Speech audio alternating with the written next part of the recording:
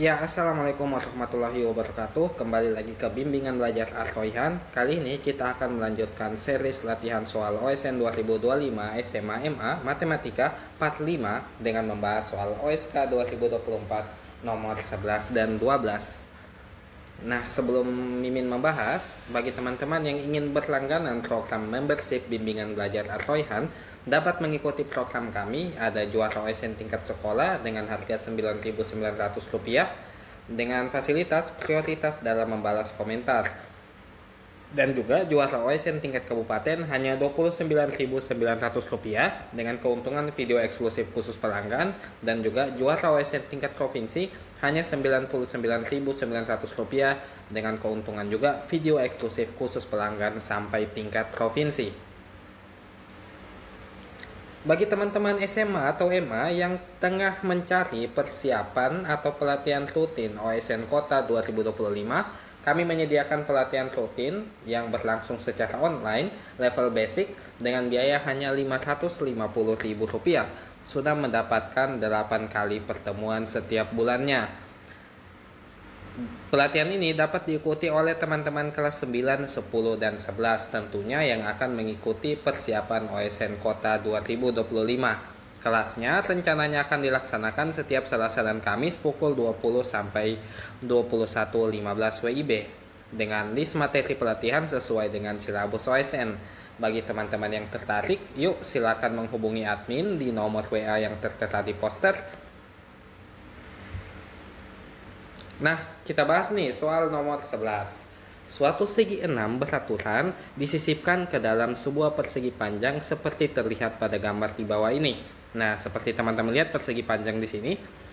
Jika luas A dan B berturut-turut adalah 24 dan 23, maka luas segi 6 beraturan adalah, nah teman-teman, pertama-tama kita gambar dulu garis bantu ya.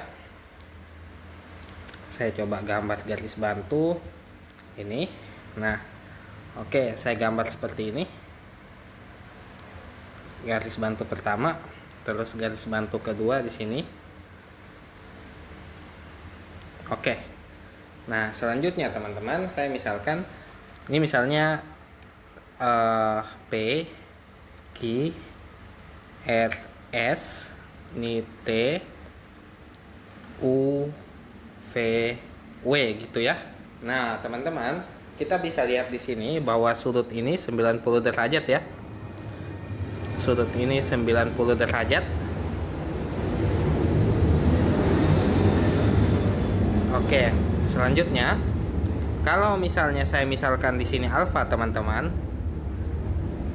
Misal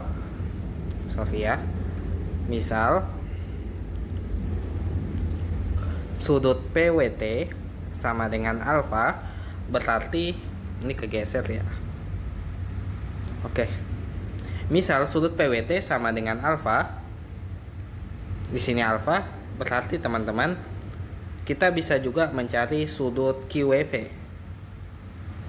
Nah, sudut QWV itu sama dengan 180 kurang sudut PWT dikurang sudut VWT. Oke, nah sudut PWT itu tadinya berapa teman-teman? Sudut PWT itu alfa ya. Nah, sudut PWT itu alfa. Nah, sudut VWT itu berapa? Nah, teman-teman, kalau kita lihat di sini ini kan segi 6 beraturan ya. Nah, kita tahu sendiri berarti sudut di sini itu siku-siku ya. Pembuktiannya gimana, teman-teman? Kalau segi 6 beraturan berarti ini 120 derajat kan. Ini sudah sifat yang mutlak kita ketahui. Nah, ini sama kaki ya di sini. Berarti kalau sama kaki, sudut ini harus sama dengan sudut ini. 120 ditambah 60 ya, biar jadi 180, berarti masing-masing sini 30. Nah, gitu ya. Nah, 30. Karena di sini juga 120, sudut TW misalnya ini C di sini ya. Sudut TWC 120, berarti 120 kurang 30, di sini jadinya 90, teman-teman. Nah, berarti sudut QWV dikurang sudut VWT 90. Nah, jadinya apa? 90 kurang alfa. Nah, sudut QWV 90 kurang alfa. Nah, itu sama juga dengan sudut apa? sudut WTP, iya kan? Kalau sudut PWT alfa berarti sudut WTP itu 90 kurang alfa. Nah, dari sini teman-teman, kita dapat menyimpulkan kalau segitiga PWT itu apa? Sebangun dengan segitiga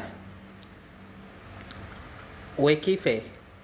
Iya kan? Nah, segitiga PWT sebangun dengan segitiga, saya tulis lebih enak lagi, jadinya segitiga QWV. Nah, seperti ini ya teman-teman. Udah sebangun nih segitiga PWT sebangun dengan segitiga QWV. Nah, sekarang teman-teman bisa lihat kalau misalnya di sini alfa, di sini A ya.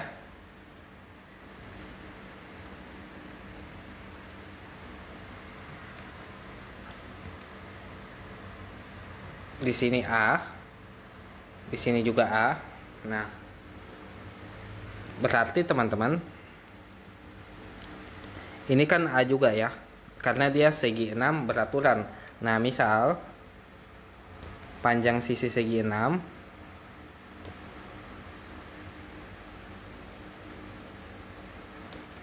adalah A gitu ya. Nah, misal panjang sisi segi 6 itu adalah A. Berarti ini A gitu ya. TW berarti kita punya apa? TW sama dengan WC sama dengan CV. Itu sama dengan A gitu ya. Nah, teman-teman tahu kalau WV itu kan panjangnya gini ya. Saya bisa gambar lagi garis bantu di sini. Nah, di sini 30. Berarti untuk sudut ini berarti apa? A cos 30 ya.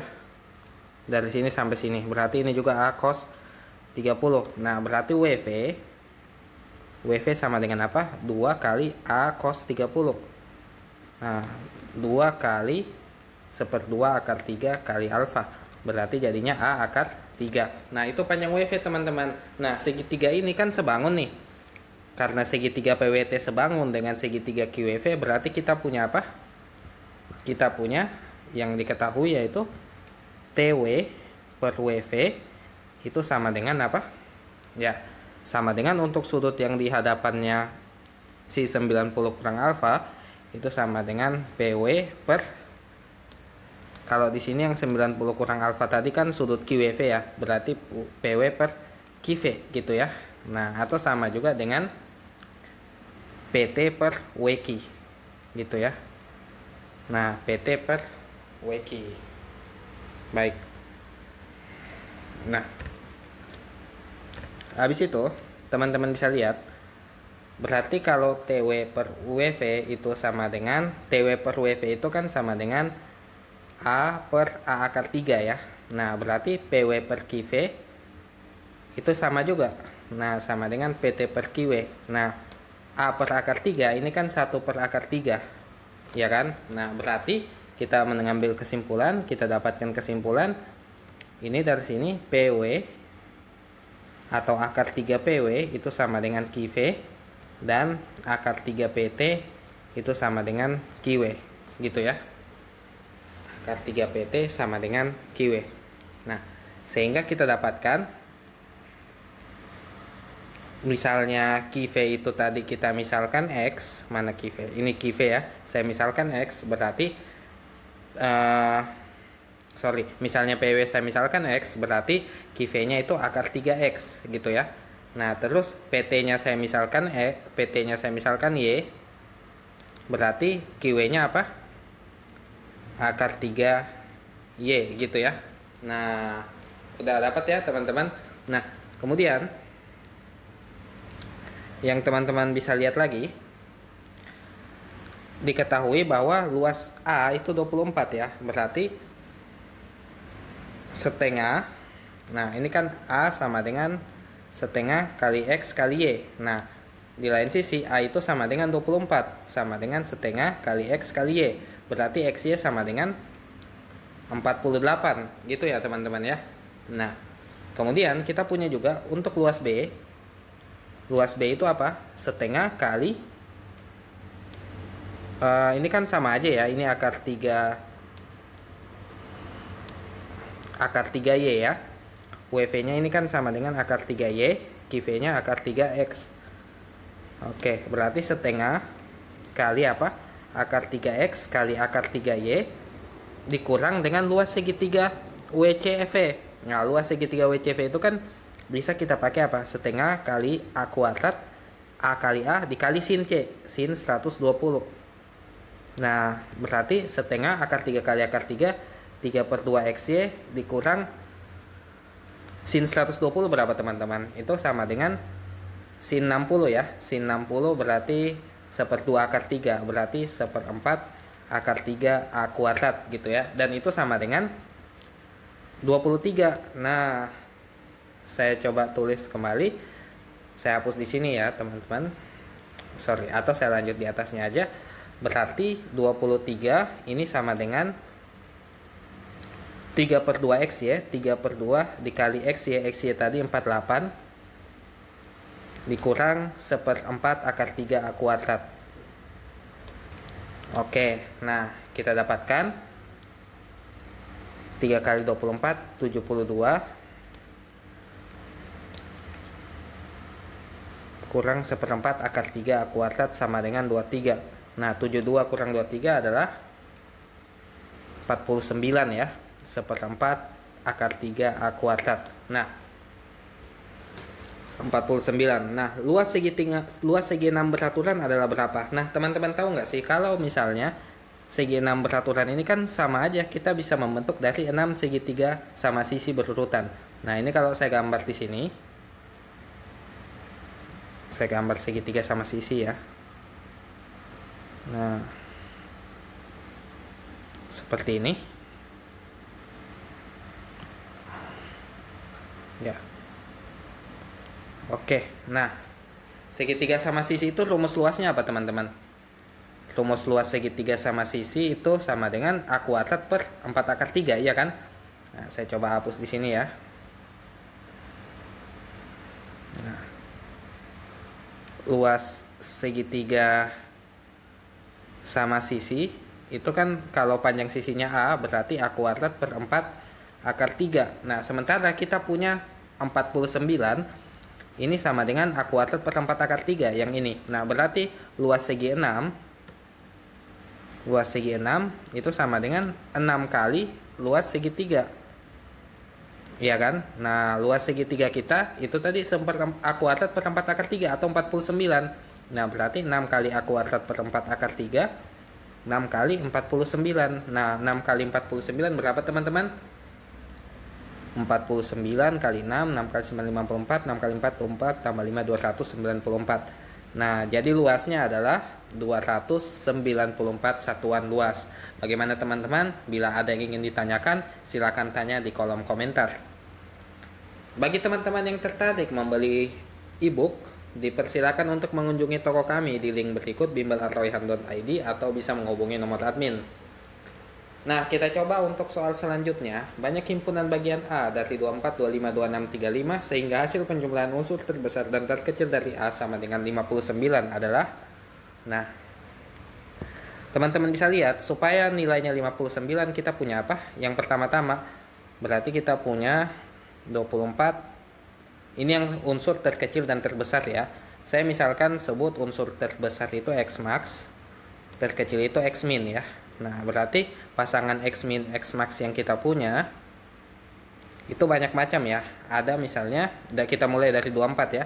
Berarti 24, 59 kurang 24 itu 35 ya kan. Nah, terus apalagi 25, 34, terus 26, 33, terus 27, 32, terus 28, 31, terus 29, 30. Habis ya.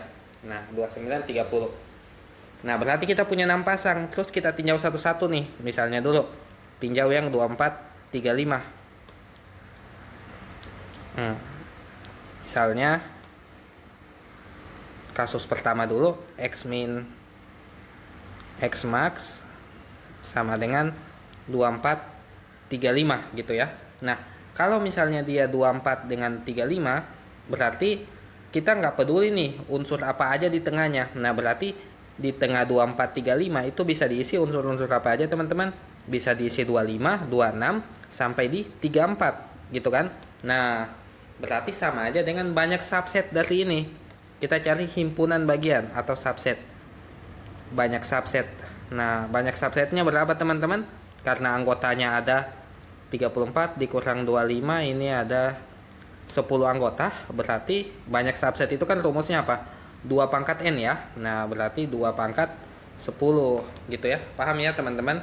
Nah, berarti kalau misalnya yang selanjutnya lagi kita coba X min X max sama dengan 25, 34. Nah, ini berarti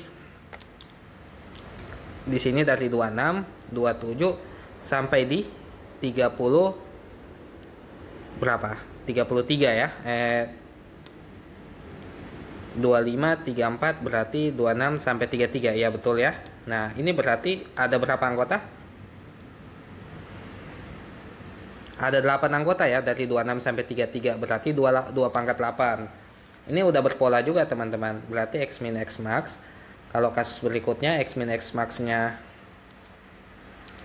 2633, berarti subset yang kita lihat dari 27 sampai 32. Nah, 27 sampai 32 itu ada berapa anggota?